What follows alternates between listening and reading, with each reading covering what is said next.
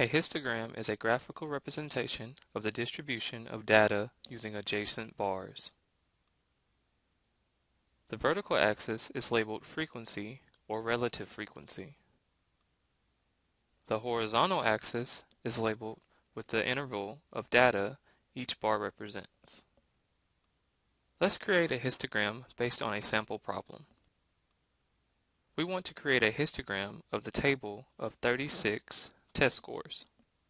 Notice that the lowest score is 48 and the highest score is 93. The data range is 45.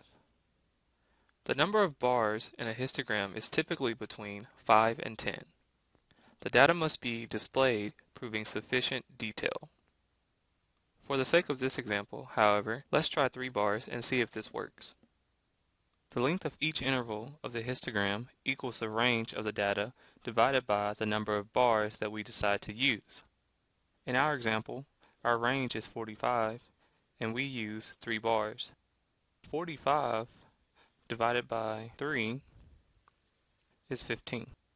Our minimum score was 48. Adding 15 gets a value of 63. Adding another 15 gets us 78. One more addition of 15 gets us 93. This is our histogram with 3 bars of interval length 15. Are the data properly displayed? Can we determine details such as center or skew?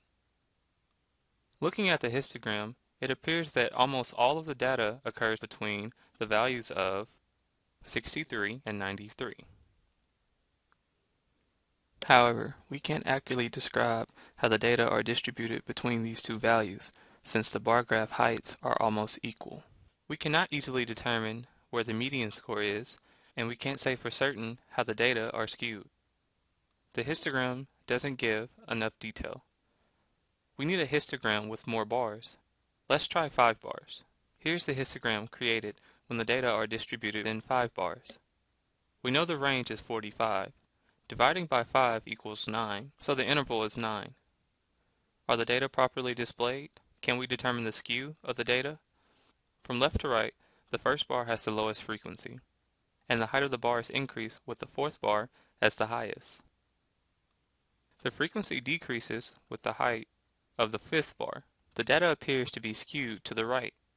Since we can determine the skew, a histogram with 5 bars displays our data set properly.